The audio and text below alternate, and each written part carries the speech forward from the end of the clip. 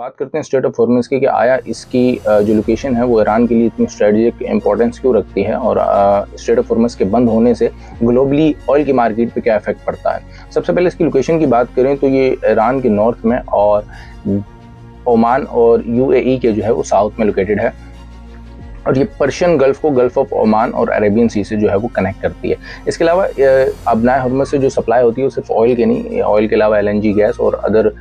Condensate जो resources हैं वो सब जो है वो इसके थ्रू सप्लाई किए जाते हैं। अगर इसके एक्सपोर्टर्स कंट्रीज़ की बात करें जो यहाँ से अबनाए हॉर्मज़ से अपना ऑयल जो है वो एक्सपोर्ट करते हैं, उसमें इराक जो है वो 22.8%, यूनाइटेड अरब अमारात 12.9%, कुवैत 10.1%। ये जो है वो एक्सपोर्टर कंट्रीज़ हैं जिनका ऑयल जो है वो जाता है थ्रू स्ट्रेट ऑफ हॉर्मज़। और अगर रिलायंट कंट्री की बात करेंगे जिनकी जो है वो ऑयल की सप्लाई इस स्ट्रेट के थ्रू जो है वो होके आती है, उसमें चाइना है जो कि 37.7% ऑयल जो है वो फ्लो करता है। इंडिया जो है वो second largest 14.7%, south Korea 12.0%, Japan 10.9% और तमाम एशियन कंट्रीज जो है वो 13.9% ऑफ क्रूड ऑयल वहाँ से सप्लाई करते हैं। अब यहाँ दो सवाल पैदा होते हैं कि स्ट्रेट ऑफ हॉर्मज़ से जो है वो ईरान किस तरीके से कमाता है और इसकी बंदिश से ग्लोबली क्या इफेक्ट पड़ता है और ख़ासतौर पे यूएस को कैसे वो टारगेट करता है स्ट्रेट ऑफ हॉर्मज़ जो है वो बंद करके। अब स्ट्रेट ऑफ हॉर्मज़ से ईरान की गवर्नमेंट इस तरह कमाती है कि ईरान का खुद 90% ऑफ ऑयल जो है वो जाता है थ्रू स्ट्रेट ऑफ हॉर्मज़ चाइना को और डेली जो है वो मिलियंस ऑफ बैरल जो है वो चाइना की तरफ यहाँ से जो है वो एक्सपोर्ट्स होते हैं। अब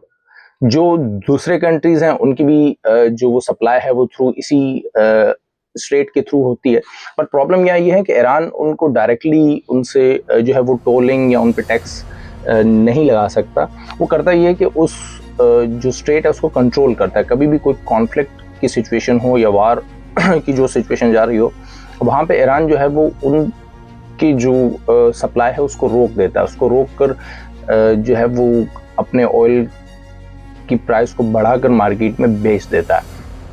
इनके एक तरह से थ्रेटनिंग करके जो है वो प्रेशर बना के अपने प्रॉफिट कमाता है थ्रू स्ट्रेट ऑफ हॉर्मज़ की। अब बात करते हैं कि यूएस को ये कैसे जो है वो इफेक्ट करती है अबनाए हॉर्मज़ की बंदिश। अब यूएस पे डायरेक्टली जो है वो इसका कोई इफेक्ट नहीं होता, लेकिन जो यूएस के अलायंस हैं उन पे बहुत इफेक्ट पड़ता है इसका, जैसे जापान है, इंडिया है।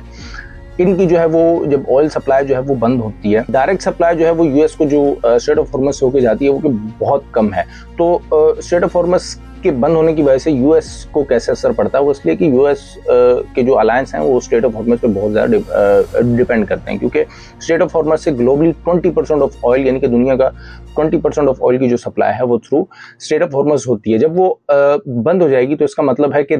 20% ऑफ सप्लाई ऑयल की जो है वो दुनिया में रुक गई है। अब उससे होगा क्या कि इन्फ्लेशन बढ़ेगी और ऑटोमेटिकली यूएस में भी जो है वो महंगाई बढ़ जाएगी। और यूएस के जो अलायंस है वो भी यूएस पे बहुत डिपेंड करते हैं, जैसे कि जापान है, इंडिया और इसके अलावा जो उसके अदर अलायंस है वो सब इस पे डिपेंड करते हैं और ऑटोमेटिकली उनकी इकॉनमी जो है वो गिरती है। जब उनकी इकॉनमी गिरती है तो क्या होता है कि उसका असर जो है वो यूएस पे पड़ता है और यूएस पे उसका प्रेशर इंक्रीज हो जाता है। अब अगर सप्लाई को खोलने के लिए